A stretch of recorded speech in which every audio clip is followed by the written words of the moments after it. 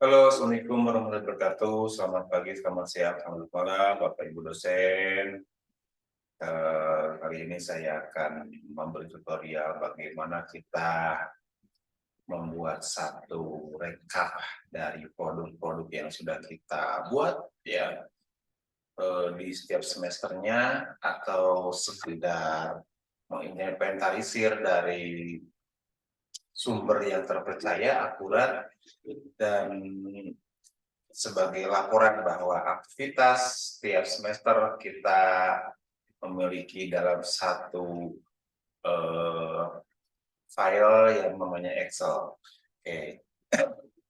Mulai dari kita mencari beberapa konten yang terkait tridharmi, khususnya eh, artikel atau artikel yang terbit di jurnal, proceeding, atau buku, modul, dan sebagainya yang nantinya itu kita bisa jadikan sebuah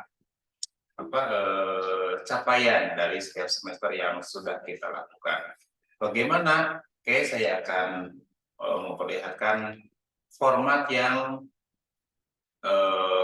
harusnya kita sudah memilikinya dengan beberapa file-file dalam Excel yang dijadikan panduan atau bahan konten yang harus kita isi.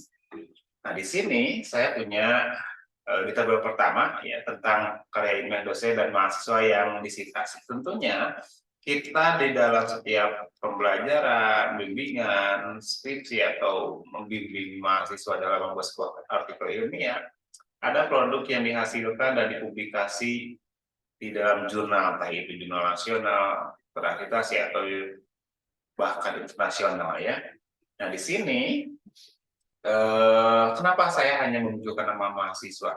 Ya, kalau nama dosennya pasti nama Anda sendiri, harusnya seperti itu.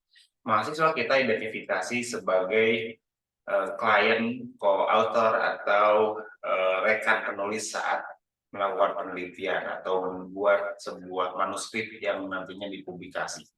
Dari mana data ini akan diperoleh? Yaitu kita bisa membuka Google Scholar yang Bapak Ibu sudah miliki sebelumnya.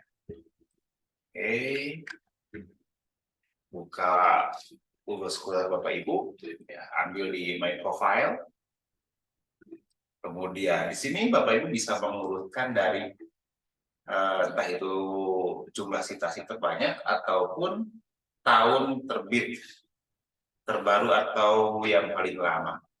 Oke, untuk memudahkan, karena di sini di filenya itu citasi, boleh kita mengambil dari citasi. Tapi kalau misalnya saya ingin mengambil dari tahun termuda dulu saja, boleh saya silahkan. Karena nantinya juga akan bisa bisa diinventarisir lebih detail lagi.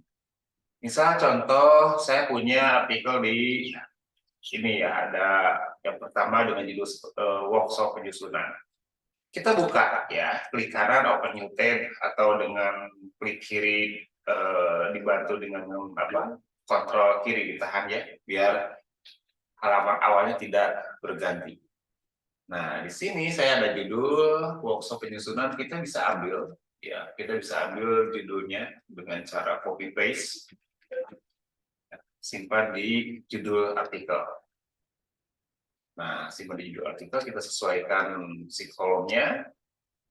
Boleh kita web text, kemudian mahasiswanya jika ada, oh tidak ada, ini rekan dosen semua, biarkan saja. Nanti rekan dosen lain pun akan mengambilnya sebagai inventaris artikel yang pernah terbit. Kemudian jumlah citasinya, ada citasi tidak ya? Kita cek lagi, oh ternyata tidak ada, belum, ya. Ada baru kemarin terbit, biarkan saja. URL didapat dari mana? Dari nih, sekolah artikelnya kita ambil klik kanan, kemudian save link as atau copy link address, atau kita bisa ambil di sini ada PDF. Klik kanan, copy link address, kita pindahkan URL ke sini. Oke. Nah, setelah seperti ini, kita web text juga sesuaikan, dia tidak terlalu melebar. Dan selanjutnya, ya, terus bagaimana ada yang kita cari ya. Nah, di sini saya punya artikel yang ada citasi berikut nama mahasiswanya. Oke, kita ambil seperti tadi, dibuka Open UT, kemudian isi judulnya sama, copy paste lagi, pindahkan ke sini, paste di sini, ya, sesuaikan red text. Karena di sini ada nama mahasiswa namanya Ratnaulan ya. Nah, kita copy paste ke sini, pindah ke nama mahasiswa. Kemudian jumlah citasinya ada berapa? Di sini ada mana ya? Ada 2. Oke, ada 2. Kita ketik 2 di sini. URL-nya sama, kita ambil dari sini atau yang bawah juga bisa. Copy link address. Oke, simpan di sini. Oke. Jadi dengan begitu kita sudah menginventarisir setiap terbitan, setiap tahun, setiap saat. Itu sebagai data pribadi saja, meskipun pada dasarnya jurnal kita itu jika sudah diindeks oleh Scholar, maka artikel kita pun akan diindeks atau akan diambil database juga, si metadatanya di Sinta, Kemdikbud ya. Bapak Ibu pasti sudah memilikinya.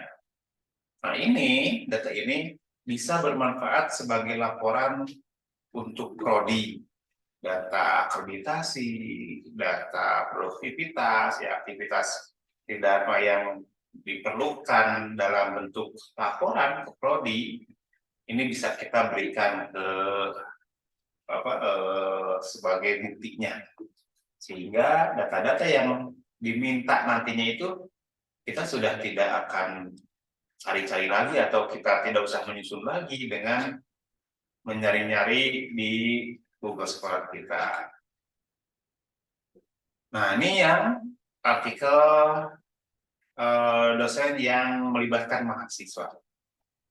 Kalau tidak juga masukkan saja ya, meskipun tidak ada mahasiswanya. Kemudian data apa yang berikutnya? Di sini ada, oh ya, lupa maaf. Nah, di sini juga Bapak Ibu bisa menambahkan artikel ini terbit nasional atau internasional, ya, tandai saja. Atau boleh ditambah dengan kolom selanjutnya untuk mengidentifikasi bahwa si jurnal itu atau jurnal yang menerbitkan artikel itu nasional terakreditasi, nasional atau internasional. Jika perlu, lebih detail lagi dengan menambahkan, kalau misalnya terindeks Copernicus, tambahkan Copernicusnya beserta linknya. Kalau Scopus ya, Q berapa, SCR berapa, tambahkan linknya juga sebagai data-data yang lebih rinci dari artikel yang sudah terbitkan.